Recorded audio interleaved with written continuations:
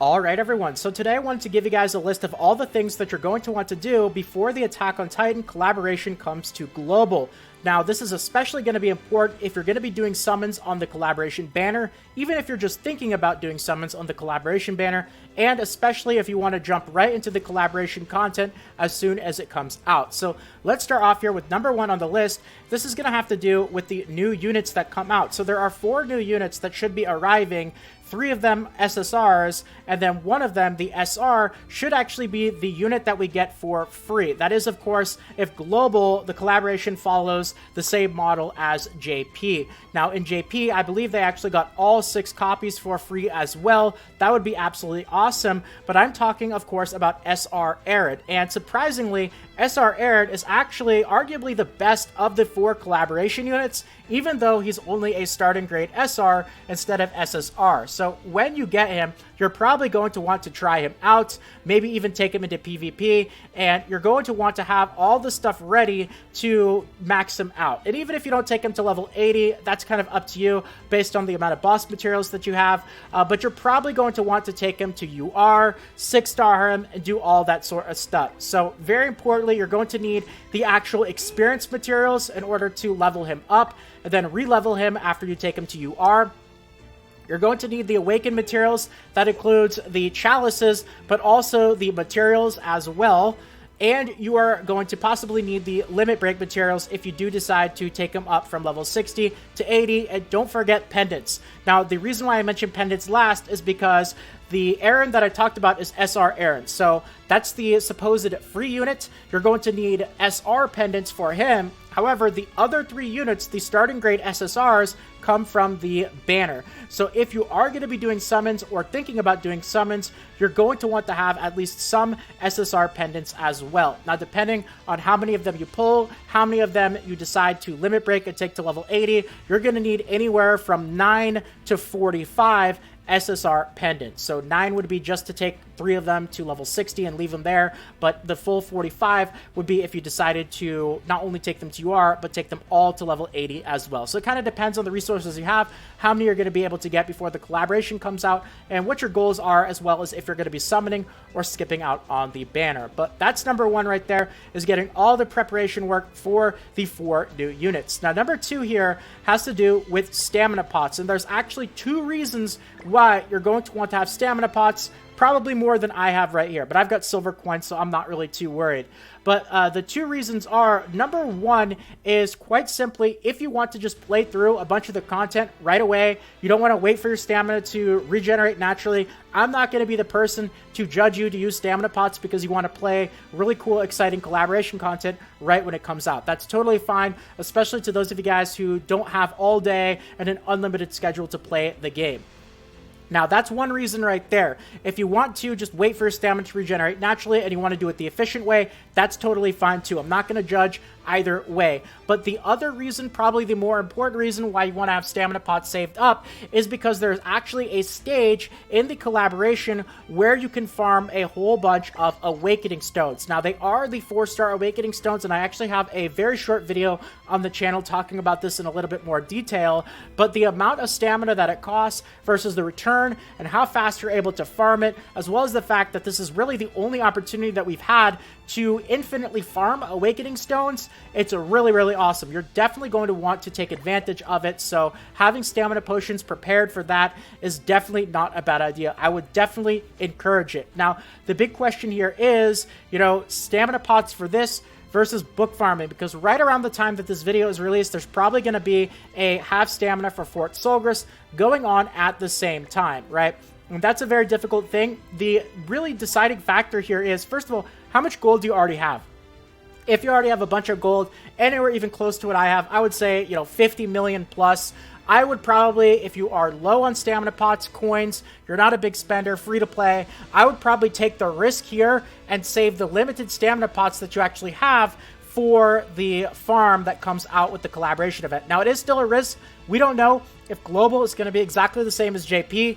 No promises. It might be a different actual farm. It might cost more stamina. It might not give you as many awakening stones. We don't know, and it is still a risk, but if you have a lot of gold, I'd say it's a risk worth taking. Now, if you do not have a lot of gold, though, I would probably not skip out on the books, because you're also going to need that gold for a lot of collaboration stuff as well, especially if you end up working on a lot of the new units. So it's a combination of how much gold you already have, how many resources and stamina pots you have. Like, if you're able to spend money, you're a spending player, you have a lot of silver coins, you don't really have to worry about it so much. You can do both, or you can make that decision a lot easier. But for those of you guys much more limited on resources, the really big deciding factor is the amount of gold that you already have. So stamina pots, very, very important. So next up here is just a list of things that we have going on in the game right now, and they will be ending, and if you guys haven't done them yet, very importantly to do so. Now, first of all, something that some of you guys might not be aware of, I think this is the third time that we've had this now, maybe the fourth time.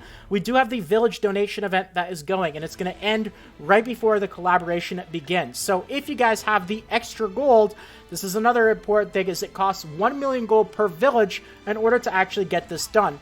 But it's great because the gold is also going to give you pendants. And if you are planning on summoning for the banner, you're going to need these pendants as well.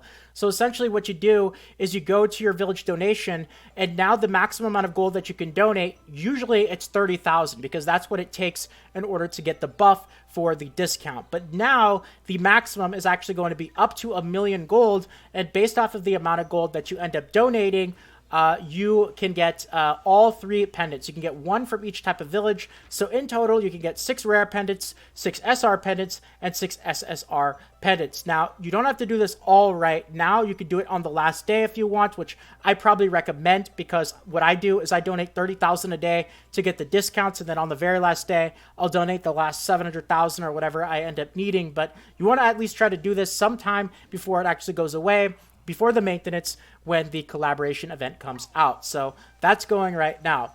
Now, next up here is Final Boss Merlin. Now, Final Boss Merlin here is something that came out last week here, but if you still have not gotten around to actually farming out the event shop here, I've dropped out of the 5%, so I'll probably get around to not farming this, but actually trying to get a higher score. But you might want to end up doing this type of stuff, whether you're going for a high score or you're just trying to farm out the shop. You're probably going to want to do it before the collaboration comes out, so that you could spend your time farming the collaboration instead. So you can see here that I have now cleared out everything in the shop. The only thing that I've left are these 2 UR chests, which I'll get right now.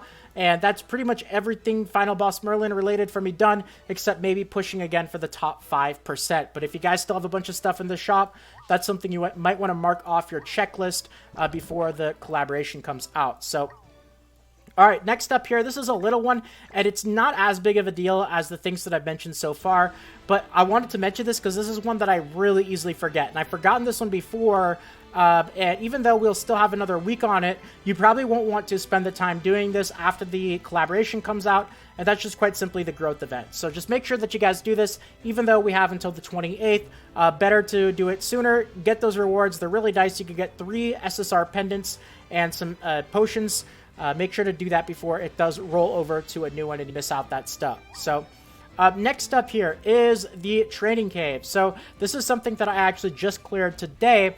Depending on when your reset time is for the training cave, you might be able to do it and clear it so that you don't have to worry about having your timer kind of be inefficient when the Attack on Titan collaboration is actually out. So it really depends on your timer. Just general rule of thumb here is as soon as your timer has the capability of refreshing, you want to refresh it as soon as possible. So even though you do have 7 days to clear the Trading Grotto, those last 2 days really are an emergency because it delays how long your timer is going to take to refresh the next one. So if you can, always try to clear it in the first 5 days and not the last 2 days of the week, if that makes sense.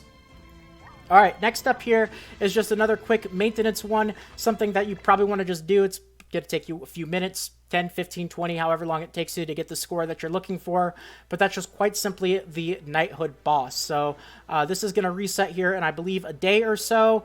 And you probably want to do it just right when it resets so that you don't have to worry about it. Don't have to worry about, getting a super high score for your guild when the Attack on Titan collaboration comes out and you're going to be busy with all that sort of stuff. So And then the very last thing that I want to mention here on this list is specifically for those of you guys who are thinking about summoning on the banner. Now, I already have a video up on the channel from a couple days ago kind of talking about the new units and, you know, whether to pull or whether to skip. But if you are thinking about summoning and you're not a big whale, you don't have a lot of gems, now is a great time to kind of just go through and get some of the gems available to you in-game. They're the one-time gems, of course, that take a little bit of time when you can't really do them too much when there's a lot of stuff going on. So, you know, just the little things like achievements. If you've got a lot of easy achievements that you could still end up getting to get those piles of gems right there, that's something you could do. It's the story. If you haven't caught up fully on the story, that's another thing. Villages. If you haven't maxed out the friendship on your villages, that gives you 30 gems each there.